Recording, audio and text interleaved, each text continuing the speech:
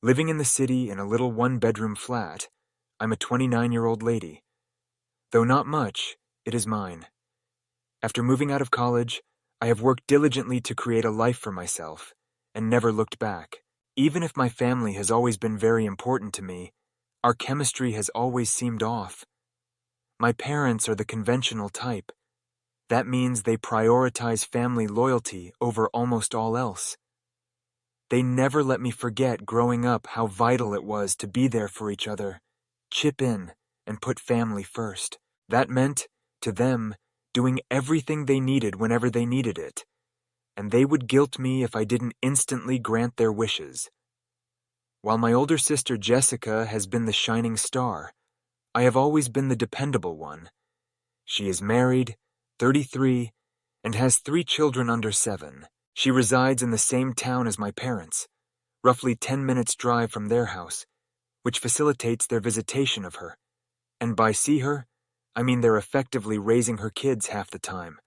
From the outside, Jessica's life seems flawless. She has the large house, the family worthy of Instagram, and a loving spouse. She obviously finds it difficult, though. She seems to have missed sleep in days every time I visit. Though noisy, chaotic, and always demanding something, the children are rather lovely. Cooking, cleaning, and babysitting whenever she asks. My parents almost live at her house. Mom has been hinting throughout the past few months about how difficult it has been for them to meet Jessica's requirements. "Your sister has so much on her plate," she would remark throughout our weekly calls. "It's tough for us also. We're not as young as we once were." I first assumed it was simply her venting. Then arrived last Sunday. Lunch was being had at my parents' house. Me, Jessica, her husband, the children, and my parents. Usually it was chaotic as usual. While Jessica tried to quiet her youngest, who was wailing because his sandwich was cut the wrong way, my mom was in the kitchen juggling 3 pots at once. Like he didn't even notice the ruckus. My dad was seated at the head of the table surfing on his phone.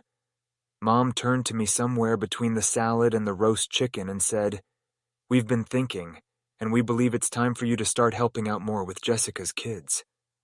I originally assumed she meant occasionally watching over things. That is not out of the ordinary. She continued, nevertheless, then. "You live alone. You're not tied down with a family of your own yet, and Jessica could really use the help. It would be quite different if you took them a few days a week." Though the children were still screaming about dessert, it was as if the table turned silent. I looked at her, trying to make sense of her recently spoken words. Jessica wasn't even startled. She just nodded along, like this had already been decided without me. My dad looked up from his phone and nodded. "Family takes care of family, you know that." Clearly staying out of it, her husband lowered his head and concentrated on chopping a chicken leg for their middle child, saying something like, "Oh, I don't think my apartment is baby-proofed for all 3 of them." I attempted to laugh it off. My mother smiled nicely, but didn't let it go. "You'll figure it out," she advised. They would adore hanging out with their auntie. The discussion continued, swinging back to this scheme of theirs for the duration of the lunch. My mother even advised I might change my calendar to fit school pickups and drops. She asked, seemingly knowing more about my career than I did, "Your job is flexible, isn't it?" I felt like I had been ambushed by the time dessert arrived. The worst part is they asked not whether I would be willing to assist, like they thought I had no options. Suddenly fair game in my life, in my time, in my space. The trip back to my place passed in a haze. I couldn't get rid of the impression that my family considered me as someone without my own life and aspirations. To them, I was only a safety net, a backup plan. Should Jessica find herself in too difficult circumstances, the books arrived rolling over the next few days. Like I had already agreed upon, my mom forwarded me a list of the children's school schedules. As if I had requested guidance, Jessica emailed me ideas on handling outbursts and keeping children occupied without screens. My dad even contributed with a forwarded piece about the value of family support. I was not able to concentrate at work. When I first missed a deadline in months, my manager took note Starting to rant to my buddies, I hoped they would have some magical fix. Most of them found great horror in it. "You have to create limits," one friend advised. Another cracked, "Post this on Reddit. They'll tell you to run for the hills." Though I hadn't chosen what to do yet, one thing was very evident. This was more than just watching over kids. It was about how my family saw me, and if I was ready to let them continue treating me this way. I thus turned to Reddit, doing what any overwhelmed millennial could have done. Originally hesitant, I realized I needed guidance from others outside the circumstances after going over some of the books my mother and sister had sent me again. I therefore revealed everything: the unwanted parenting advice, the unasked for strategy, and my developing concern that my family considered me as only a resource rather than a person. The answers were simply too plentiful. The post became explosive overnight. Thousands of notes greeted me when I woke up. Most were encouraging, reminding me that saying no was acceptable and asking me to stand my position. A few recommended family therapy, yes, like my parents would ever agree to, and others related their own tales of demanding households. A small number of individuals left comments supporting my parents and sister, but the sheer volume of people advising me to set limits drowns out even those. A little more courageous, I made the decision to speak with my parents straightforwardly. The next evening I called them. I decided that the best strategy was a calm, direct conversation. I began by saying I loved them and respected our family, but I couldn't assume the part they were looking for me to play. I said that this was simply too much. My work, my space, and my independence were vital to me. It went not quite as planned. My mother discounted anything I stated, saying I was overreacting. She informed me I didn't know how much Jessica was struggling, or how much they, as grandparents, were doing. My dad added that once I realized how much the kids needed me, I would change my mind and was acting selfishly. They spoke as though there was little disagreement about this. I thought of myself as having been speaking to a brick wall by the end of the call. Jessica texted me late that evening in great length.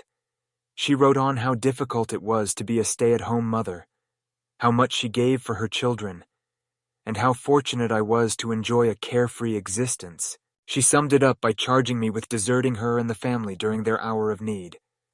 I put off reading the book. A few days later, things were still calm, too quiet. Then suddenly my folks showed up at my residence. Nor warning nor text, just a knock on the door. There they were, with all 3 of Jessica's children in tow, as I opened it. While my dad led the children inside and said something about how they wanted to show me what it would be like, my mom grinned, like this was a laid-back visit. For the following hour, anarchy ruled. The eldest was bored and was grumbling about wanting to get home. Pulling half of the volumes onto the floor, the middle one decided my bookcase was a jungle gym. Still in diapers, the youngest sobbed non-stop until my mother changed him on my couch at last. Stunned, I stood there as my folks behaved as though this were usual. My dad laughed off my attempts to explain this wasn't good and said, "You'll get used to it." I did not. I told them straight out not to do this again once they had finally gathered the children and begun packing. I claimed I wouldn't be coerced into their scheme, and that turning up unannounced crossed a line. The face of my mother collapsed, like I had told her I despised Christmas. Clearly angry, my dad muttered something about ingratitude as they headed out. I felt exhausted and bewildered about what to do next when they went. To help me negotiate the circumstances, a friend advised seeing a therapist. I made an appointment. That session, the therapist guided me in reinterpreting the guilt I was carrying. She reminded me that limits are required. They are not selfish. I came out of the appointment knowing my choice was right. Things at work began to look better too. My manager drew me aside to check in after noticing I had been under stress. She was quite sympathetic when I told her a little about what was happening. She even volunteered to temporarily lighten my job so I may have some time to handle family conflict. My family was not done, though. My folks emailed me the following day. Clearly they were doubling down. It was long and dramatic, full of lines like, "We'll never forgive you if you turn your back on us," and "You're breaking our hearts." Jessica posted one of those nebulous statements on Facebook that same evening. It's sad when people think they're too good to help family. You know who you are. A few extended family members responded with heart emojis and words of encouragement obviously meant for her. My aunts and cousins were phoning and texting by the weekend, pushing me toward peace with my parents, saying statements like, "Family is all we have." A couple even claimed I was selfish. Still, I persisted. My lifeline remained Reddit, and every update I posted there was greeted with a flood of support. People told me it was normal to put my own life first, and that I was not alone. After that email, my parents' silence was intolerable. They texted but did not phone. Though another part of me felt guilty, part of me felt relief. Though I knew this was not ending, I was ready for whatever was next. Writing them a sincere email was my next action, one final try to get them to see my side without starting additional strife. I sent it expecting it would be sufficient. Days of overanalyzing. Then I sent the emails. It was precisely written, not too strong, not too passionate. I said I loved my family, but I couldn't play the third parent for my nieces and nephews. I underlined how much I valued the sacrifices my parents had made, as well as Jessica's diligent mothering. I further underlined that my job and independence were vital to me, and that this choice was driven by need, rather than selfishness. Clicking send left nothing to do except wait. Silence came right away. Not even a "got your email" notification emerged during a full day. Another day, by the second evening, I began to doubt whether I had gone too far. Had I irreversibly strained my friendship with them? Jessica answered on the third day. It was not beautiful. Her email began with a lengthy essay on how difficult her life had been lately, juggling the kids and running the house. She said she was let down by me for not acting when the family most needed me. She then turned to launch an assault, charging me with being unappreciative, greedy, and disrespectful of our parents. She made it plain that she considered me to be turning my back on the family, and that I had no real obligations compared to her. My folks checked in a couple of hours later. Though calmer, their email still caused remorse. They claimed to be let down and wounded by my choice. Emphasizing how much my dad and mom had given to raise me, my mom pointed out times when they had gone without, so I would be successful. They said at last I was misreading their demand, and that I would regret this choice one day. I hardly had time to go over those emails before the consequences started. Jessica sent her email, or at least her rendition of it, to our extended family. She presented the circumstances as if I had specifically turned away from supporting a family in trouble. Usually loaded with memes and pictures of the children, the family group chat exploded, starting with some people forgetting where they came from and the value of family. Aunts and cousins began sending passive-aggressive notes. One of my aunts even sent an old family picture along with the message, "When we all stuck together no matter what." In the thick of all this anarchy, I received a private message from a cousin I hadn't spoken to in years. He said to me he had experienced something similar with his parents, and that he knew how difficult it may be to advocate for yourself. He urged me to be tenacious and reminded me that simply because someone is family does not mean they are entitled to your time or effort. Still, the drama transcended group meetings. Jessica went to Facebook with it. She wrote a mysterious message. "Some people think their career is more important than family. Sad to see who people really are." Her responses were obviously biased, with relatives joining in to agree and relate. A few even tagged me. It is hard to overlook. The worst thing was when a coworker mentioned it haphazardly at lunch. I had to grudgingly shrug it off. "Hey, I saw something weird on Facebook. Is everything okay with your family?" Inside, I was boiling. Jessica knew precisely what she was doing. Then came the family get-together. I had committed to attend a birthday celebration for one of my nieces before all this turmoil started. Canceling would have caused further issues. Hence, I showed up trying to keep my head down. That never happened.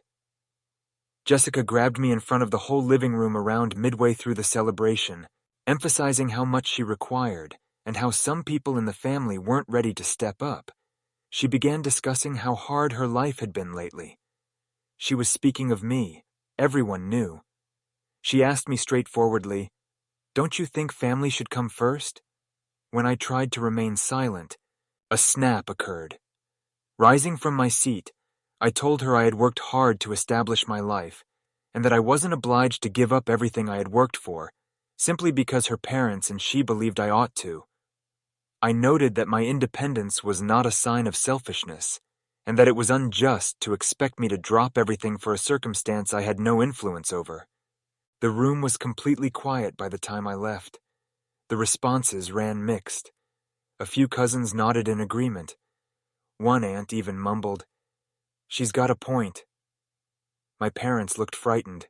My mom started crying when Jessica rushed out to the kitchen, claiming she was severing the family. Taking her side, my dad mumbled about my changes since moving to the city. Taking Jessica's children with them, they departed the celebration early. I seemed to be in a daze following the party.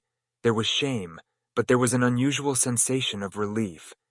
I asked for suggestions and made another update on Reddit with the aftermath. Once more, the compliments poured in, reassuring me I had acted ethically. Now Jessica had blocked me on Facebook, and my parents weren't talking to me. While half of the family considered me a villain, the other half was subtly supporting me. Though I had no idea what would happen next, I knew one thing. I was not wavering. My parents went absolutely quiet following the aftermath of the family gathering. No texts, no calls, just radio silence. At first, it felt odd. I'd become so used to my mom's weekly phone calls and odd messages from my dad that the absence was obvious. But as the days progressed into weeks, I noticed I was actually sleeping better and felt less worried. The quiet didn't last, though. Aunts and uncles started phoning, one after another, all saying the same thing. "You need to apologize and make things right." Some were harsh, accusing me of being selfish, while others attempted to shame me by talking about how much my parents had done for me. One uncle even remarked that family unity was more vital than modern independence. Then, out of nowhere, my parents finally called. For a second, I thought they might be ready to reconcile. Instead, my dad's tone was stern as he brought up the family will. He informed me that if I didn't alter my viewpoint and start helping out with Jessica's kids, they would have no choice but to cut me out totally. My mom chimed in, reminding me of all the financial aid they'd provided me during college, help they now seemed to be framing as a loan. It felt like a punch to the gut, but I didn't argue. Instead, I made a note to bring it up with my therapist, who later reaffirmed that this was just another sort of manipulation. She reminded me that my parents' choices to aid me in the past were theirs, not responsibilities I needed to repay for the rest of my life. Around this time, I got a call from a cousin I'm closer with. They noted, almost casually, that Jessica's financial issues weren't just from parental bills. Apparently, she'd been squandering on fancy items, designer purses, costly shoes, even a new automobile she couldn't actually afford. My cousin said the family had been muttering about it for weeks, but no one wanted to face Jessica directly, because, well, she's Jessica. I didn't think much of it till the next family supper. I wasn't there, but my cousin filled me in afterward. One of Jessica's kids, bless her little heart, had a moment of unfiltered honesty at the table. Apparently, she told the room, "Mommy says she's broke because of her purses."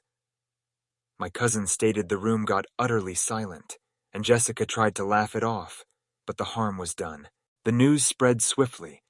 A few aunts who had been supporting Jessica's side started questioning things, asking why my parents had been so quick to rally around her without digging closer into her money.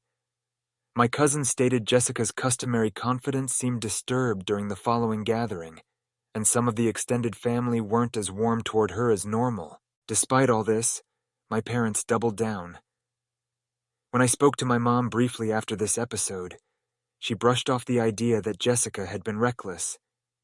"She's just going through a hard time," she stated. "You don't understand how difficult it is to raise 3 kids." Meanwhile, things were finally looking good for me at work. I obtained a promotion that I'd been working toward for months. It came with a raise, increased responsibilities, and a lot of affirmation that my career path was the proper one. I couldn't help but think about how differently my life would appear if I'd bowed to my family's demands. I revealed the promotion news in my second Reddit update, which ended up going viral.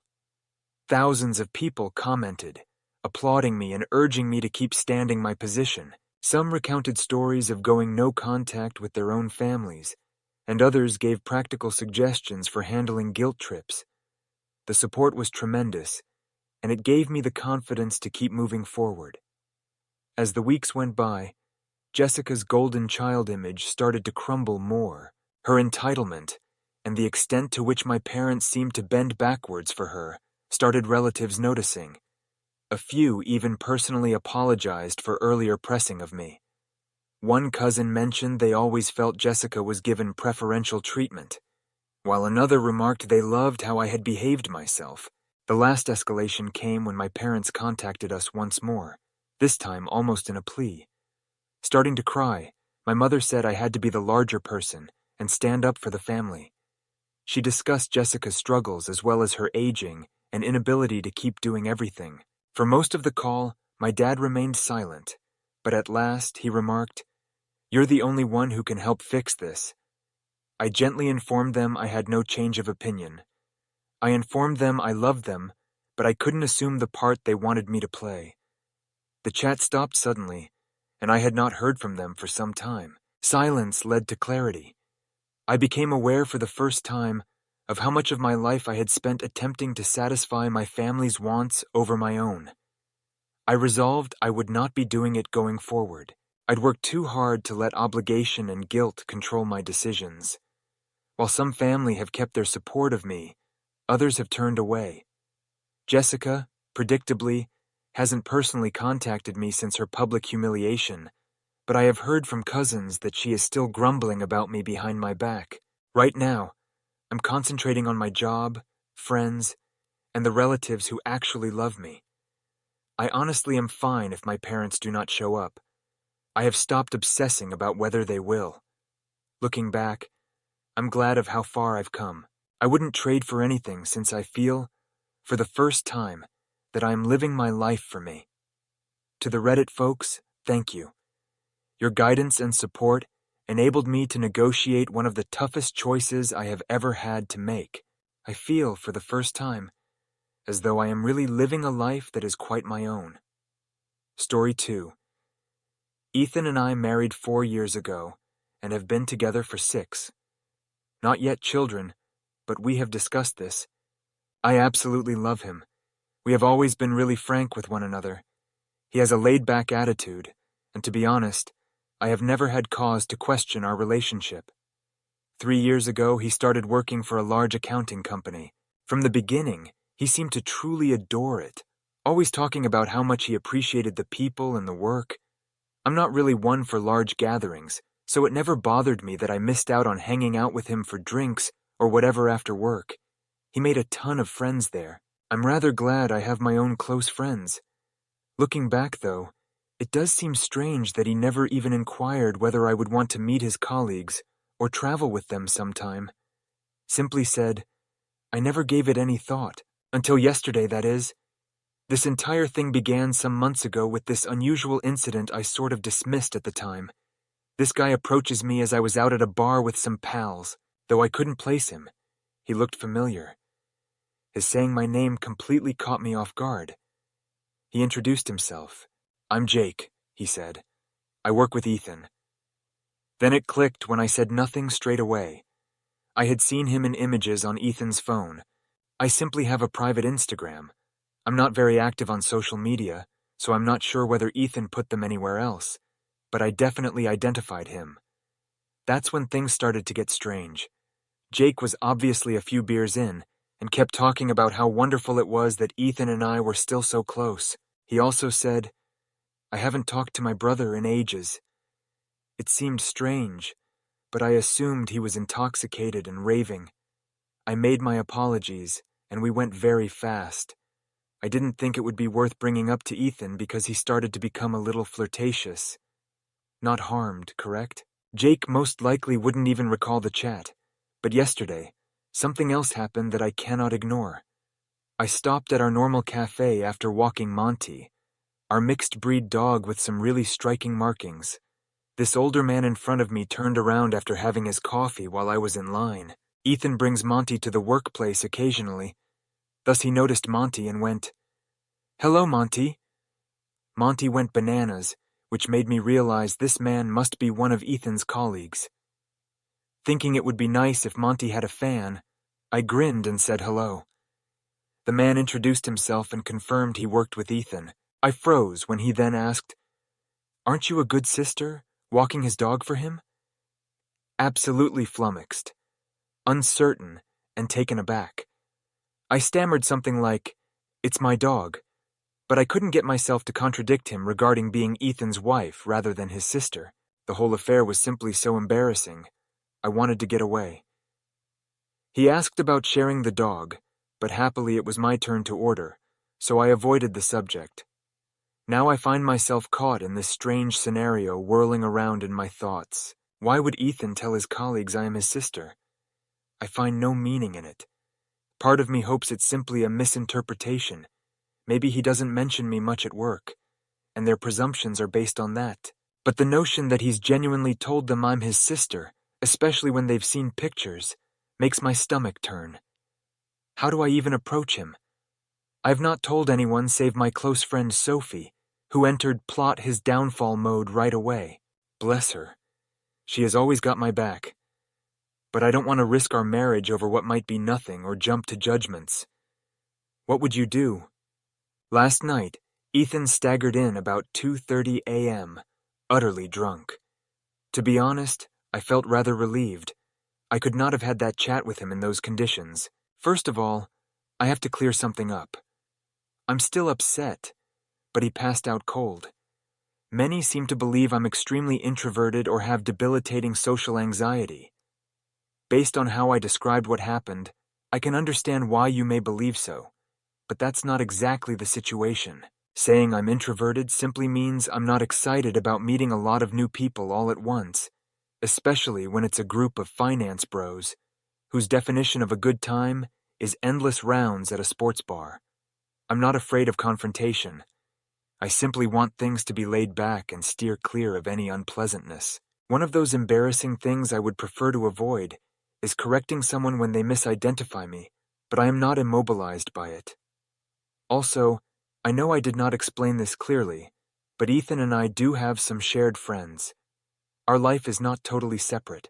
He is friendly, attentive, and everything you would expect from a loving husband when we are among our mutual friends. Some of you have likened what is happening to a case whereby someone is being mistreated and is too blinded by love to notice it. It is only his work friends that I have never interacted with. Alternatively, you have suggested I'm stupid for believing our relationship is good when it is clearly not. To tell the truth, that hurts. Real person here, yet this scenario seems so strange and dreamlike to me. Though my immediate reaction was not to assume the worst, I do value your helping me to see that this is a serious matter, and that there is enough here to call for real concern. I think I wanted confirmation that what transpired was not just a mix-up. I have decided I cannot wait anymore. Today I'm going to speak with Ethan and ask him straight why he has been misleading his colleagues. I am his sister. I followed your advice and jotted down my ideas. So, should things get emotional, I would remain focused. Though I know this isn't the dramatic confrontation some of you would have anticipated. It's a Saturday, and I need answers. I'm resolved not to let him skirt this subject and hope he can show some evidence that his co-workers know I'm his wife. Wish me luck. Thank you all for your support. Further information. I didn't go into great length regarding our relationship, since initially it seemed irrelevant. But I mean it when I say we have had the most fulfilling, healthiest relationship I have ever known. Before we started dating, Ethan and I spent more than a year as buddies. We got together at university. Before, I had several quite bad relationships. When we first started dating, Ethan really surprised me with his intelligence, compassion, and kindness. He recalls every tiny detail about me and performs everyday little deeds of kindness to help to improve my life. We are also quite close and have a terrific love life, so it's not like he's starved for affection or anything else. I would do anything for him, and he has always been really supportive of me too. This is therefore quite difficult for me to understand. He seems unlikely to be leading some sort of parallel life. Update. On Saturday morning, I woke up earlier than Ethan, who was still knocked out from his hangover. It feels like a dream or something someone else is going through, even as I type this. I chose to peek at his phone while he was asleep using some of your recommendations. I had never considered closely, but I had used his phone previously, simply playing about. I looked through the typical suspects, instinctive suspects, Facebook Messenger, Instagram DMs, messages, but nothing caught my attention. I knew his passcode. I kept searching as I knew those who cheat are usually adept at hiding their footprints. Then I came onto a folder called Work. Inside were a few Microsoft programs, Outlook and Authenticator, but what drew attention was MS Teams. Though it seemed improper, like I was violating his privacy, I opened it and started reading through his work messages. I knew I had to do it. Observing those one-on-one conversations with his female colleagues struck me more than I had anticipated. Surface-wise, it seems to be nothing intrinsically bad. People collaborate with others of the opposing gender, and part of the task involves communicating. But the messages I came across disturbed me because of their subdued flirtatiousness. Here a wink emoji, a light-hearted innuendo elsewhere. Nothing obviously crosses a line, but enough to send me sliding. It hurt, even though I looked for no clear proof of an affair. Still, I took screenshots and airdropped them to myself as advised in case. But I yearned for something greater. A Reddit user remarked that I should look through his chats for the word sister, and I wish I could have personally thanked them, but the thread got locked. I wanted evidence that he had been lying about me being his sister. I thus proceeded. Looking for sis in his MS Teams, I hoped to come across anything referencing me. Many unconnected messages started to show up, mostly from other people discussing their own sister. But then my heart almost stopped when I saw a note from Jake, the bartender. It was from a Monday a few months ago. I can't even begin to describe the wrath that swept over me in that instant. He had messaged Ethan saying, "Ran into your sister at the bar on Friday. She's single, right?" And Ethan, my husband, had the nerve to reply, "Nah, she's married." I thought I may explode from such terrible shaking. I became ill with rage when I realized I might have faced Ethan months ago. He must have been praying. I would not bring it up since I would not remember meeting Jake.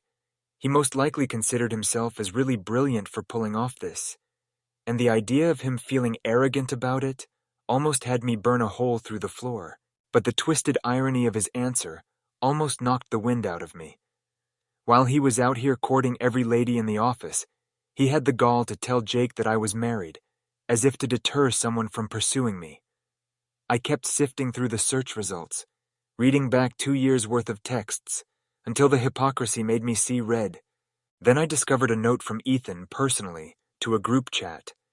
Along with a lot of pictures from our second anniversary vacation to Bali, it read, "Me and sis in Nadwa." He looked fit, shirtless, obviously flaunting himself in the pictures, and seeing them tore me as well. I was in tears, but I also took screenshots of those too, and airdropped them to myself. Those were our memories, our moments, and he was building this falsehood with them. I was broke by the time I completed. Dealing with all of this seems not feasible. That Saturday morning was. I left right away, headed straight to Sophie's house. Even upset as I was, she has been my rock through all of this. Somehow, it helps me feel less alone. Ethan called at 1:30 p.m., but I couldn't bring myself to respond. "Where are you, baby?" He texted me, "I'm ordering food. Want some? Sad to not wake up next to you this morning. I loved this man with everything I had, and it tore me apart to see him acting like nothing was wrong. Every bit of will was needed not to bury this whole thing and head back to him. Though some of you could believe I'm avoiding conflict, kindly show some understanding. I spent the evening at Sophie's, and we got Chinese cuisine while she helped me arrange what I would say. I needed time to process, time to breathe, time to figure out how I was going to approach him. I kept it vague on purpose. As the evening progressed, Ethan's texts and calls persisted, but finally, I just put my phone on Do Not Disturb. By Sunday morning, the melancholy had evolved to rage, and I finally wrote him back, "Coming home now. Need to talk." When I went home, he tried to hug me, but I pulled away. I wanted him to sweat. Tension thick enough to choke on permeated the kitchen where we stood. I wish I could say it played out like a dramatic movie scene, the kind where the color drains from his face, or he looks like a deer caught in headlights. I confronted him exactly as someone had advised, looking dead in the eyes and asking, "Why have you been telling your coworkers I'm your sister?" But it was not like that. Rather, it felt as though he had been gradually getting ready for this. His response enraged me. He merely scowled, looked perplexed, and muttered, "Huh?" Given 3 years of lying, how could he seem to be ignorant? I let go without holding back. I told him to cut the performance. 2 of his colleagues greeted me as his sister, and I had evidence he was posing as single. I said it all out. I asked him what he had to say for himself, but he continued to play stupid even then. Defensive, he said things like, "I don't know what you're talking about," and "Why would I lie about you?" The rage inside me was intense, and I couldn't control the tears. Every time I'm angry, I cry.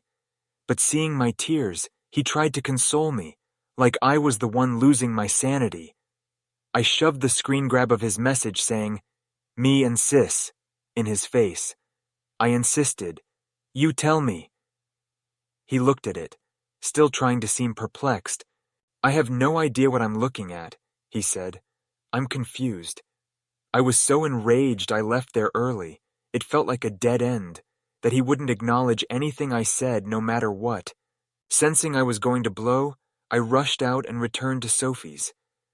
When I left, he started crying. This only infuriated me since it seemed as though he knew he was caught and was trying to figure out his escape. He asked me to stay, but I told him there was nothing left for us to talk about until he had something real to say. About 8:30 that evening, he contacted me once more. Here I responded this time. Saying he had some things he wanted to get off his mind, he requested whether we might talk. I returned to our flat, and when I got there, he'd scribbled a lot of notes on a sheet of paper, as though he were preparing a speech. He invited me down onto the couch. Here's the essence of what he said. He started by apologizing over and over again, confessing he played dumb earlier because he couldn't think of an excuse quickly enough. He admitted he first noticed the workplace resembled a fraternity house when he first started there. Ethan said he was desperate to fit in, terrified of being the fresh meat, so he just never mentioned he was married. His entire team consisted of single men in their 20s and 30s, guys he described as inappropriate. Ethan noted that the one guy on the team who was married got picked on or left out of social events like lunches or Friday nights out. Although he said he still wore his wedding ring, nobody ever brought it up. A few months later, they were all out drunk following work. One of his colleagues wondered who I was after seeing our image on his lock screen. He cried as he revealed this, scarcely able to look at me, but reading from his notes in a hurry. From that point on, he says, the falsehood grew snowball-like. He lacked the confidence to be honest.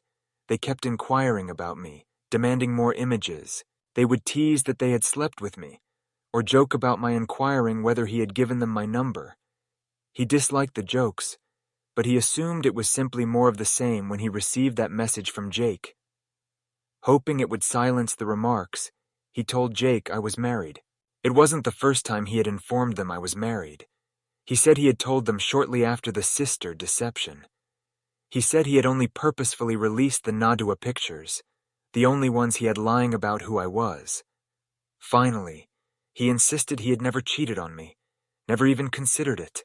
His colleagues had harassed him relentlessly for images from our Bali trip, and he was embarrassed he had given in. According to him, the amorous notes he sent to his female colleagues were simply banter, a normal office behavior. He concluded his address with another round of apologies, confessing he was embarrassed of himself and disgusted with himself, so that it was gross and embarrassing to have been acting like an improper person. He stated he felt imprisoned, as though he had descended into a hole too deep to climb out of. He said he could have told his colleagues or me the truth at any moment, but he chose not to, since he was too much of a coward. He even promised to tell his whole staff that I am his wife, rather than his sister, should that be what I wanted. If it would help me feel better, he stated he would instantly resign from his job. He knew if I couldn't forgive him, therefore, I knew what to say even if I thought I could. I stayed on the couch crying as he locked himself in the bathroom. I'm not sure whether I could believe anything he said even now. Should he be able to lie about something like that? What else might he be covering? Still, his apologies looked real, and his response, as outrageous as it was, had some sense of sincerity. He has always been gregarious, but readily influenced by others, particularly his male buddies. If nothing else, this whole affair just screams immaturity. I packed a bag and returned to Sophie's, where I currently am as I type this. I could remain as long as I needed, she assured me. I told Ethan I needed time away to sort out whether I could believe him or ever trust him once more. Right now, nothing feels genuine. He said he understood that I should take as long as I wanted, and that he would still be there whenever I was ready, even if it takes a year. Still in disbelief, I am attempting to make sense of it. I can't keep food down. My ideas are disorganized. Ethan said he's off the entire week. I took the day off from work. My pals Sophie and others have advised me not to decide until I have time to clear my brain. That's where I am right now. My mother told me it's just a bump in the road, but she and my father love Ethan, so they are very biased. I have time before I make decisions.